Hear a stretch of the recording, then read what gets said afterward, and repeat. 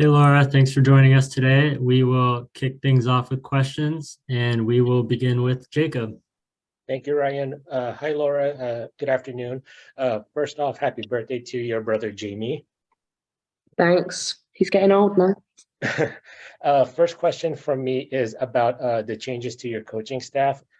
First off, you're obviously working with Scott Parkinson again after your time together at Utah. I was just wondering, from your perspective, what growth have you seen from him as a person and as a coach in term since since your days at Utah? Yeah, I think obviously he's been on a journey around the league since we stopped working together in Utah. And I think, his understanding of the league, his understanding of the standard, his understanding of what it takes to be successful in this league has just continued to grow. We've always been good friends, so we've always spoken pretty much daily ever since I left Utah, so that hasn't really changed. And I think working for the Reign and being part of this club has always been something that he's wanted to do.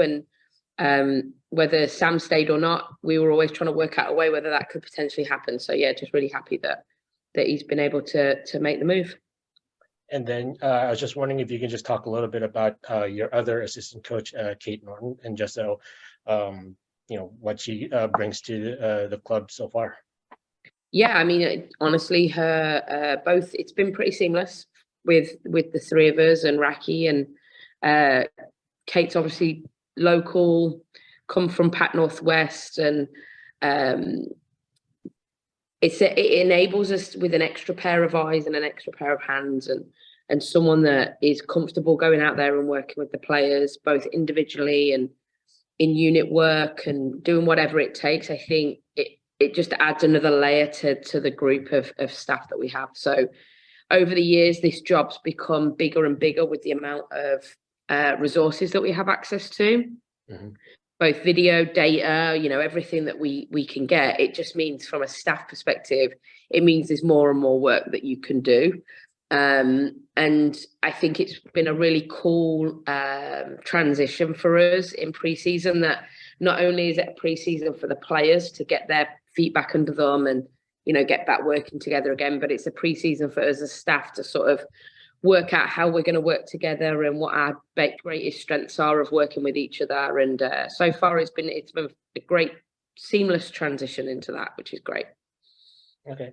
And then my second question is, Jordan Hyma joined the team halfway through last season. How's it been in terms of having a full training camp with her and just kind of getting her really ingrained into the system that you and the coaches are making? Is there any sort of similarities to when you returned to the team, halfway through 21, but then, you had that whole off season and training camp going into last season to really get to know the players and work out your vision? Yeah, I think for all the new players, pre-season's massive. And obviously for Jordan, a unique situation where she came in halfway through last year and had to hit the ground running and did a great job at that. I think now it's about, for Jordan specifically, but for all the new players, it's just starting to understand why we want to do certain things. And in the midst of the season, you don't tend to have the time to really, really galvanize the why we do stuff.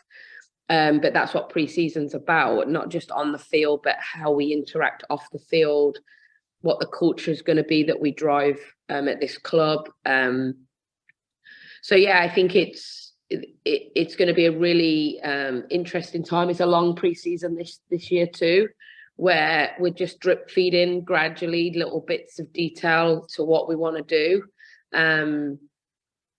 on the field, and then off the field, just having time together to be able to see how the group's going to work itself out, I think is also a really interesting part of pre-season for me, which I really enjoyed last year and again, enjoying this year. Got it. Thank you. Thanks, Jacob. Next, we have Taylor. Yes, thanks for chatting with us. I wanted to know if you could give us an update on Pino. I know she made the U.S. Women's National Team roster for She Believes, but is she back to 100% now then? She's back to training fully, yeah. We managed her January with US Soccer so that she would be able to basically be fully ready to go for She Believes. I think that was always the plan. And yeah, she's fully integrated with the group. Awesome. And then talking about the non-roster invitees you guys have, what is it about Mariah Lee and Mackenzie Weinert that made you want to bring them into camp? Honestly, local. They didn't come on the LA trip. They stayed back in Seattle. Just the fact that they were local, and just to give them a chance to be seen in the environment. I think it's always an awesome opportunity for people, and we've done a similar thing since we've been down in LA. And then since you just mentioned it, to follow up, why do you think it's so important to take like a preseason camp trip for the team? For us specifically, weather.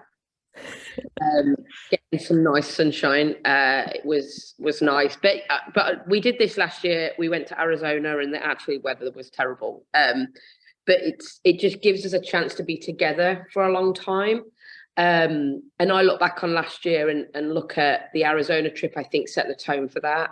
I think we then went to the Portland tournament, which we're planning on doing again. I don't know if I'm allowed to say that.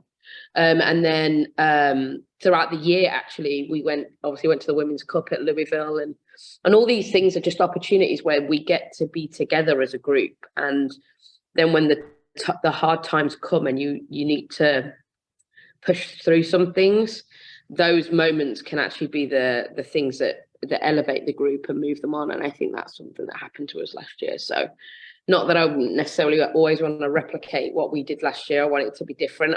I felt that coming away as a collective group when everyone was available would be a really important part of our sort of setting the tone for the preseason. Okay, thank you. Thanks, Taylor. And then next we have Jeff. This gets into some of your roster building and ongoing processes that you have. Last year, you brought in Jordan in the middle. This year, you've acquired Elise, you've and Sonnet, but you also extended contracts. Is it more that you were looking to extend contracts at this point, or was acquisitions less important to you? I think we felt that having the group, obviously free agency, you didn't really know what was going to happen with that. But having the group predominantly back together again was a priority. I've been very honest about the Sonnet one. I wish it was really planned out. It wasn't. But when the opportunity arose, we snapped at it, because I think adding someone of her quality and experience and knowing how to win in this league could be really vital for us. And adding some depth in our front line was also a priority to us, and obviously Elise fits that mold. So yeah, we're constantly evaluating where we're at. We're constantly looking at, is this the roster that we have for the whole year? Is this something that we can take through to the World Cup, and then we have to manipulate the roster a little bit during the World Cup, and then what does it look like after the World Cup? I sort of think in World Cup years, you always got those things going around in your mind. But it all started with making sure that we kept the predominantly of the group together from last year. Slightly tangential, looking somewhat at culture and players you bring in. Kim Little was announced as being elevated MBE to go along with Jess a few years ago. As someone from the United Kingdom, can you reflect on what that reflects on them and how you feel about that, knowing that those are players that you've worked with and brought into your program? Yeah, I mean, people get MBEs for services that they've done for whatever their line of work is. And I think for Kim and for Jess to get acknowledged for the services that they've provided to elevate the sport that they do shows who they are as humans, their dedication to the sport, their dedication to their craft. And yeah, we had a group little text about that when it got announced, because I think Jess has always had that one over Kim, so now she's evened that up. But when Pino got the Presidential Medal of Honor, we said that that was probably the equivalent of getting a knighthood or a dame, as it's called for women in the UK. So we feel like we've got an honorary one on top of them too in the team. Thank you.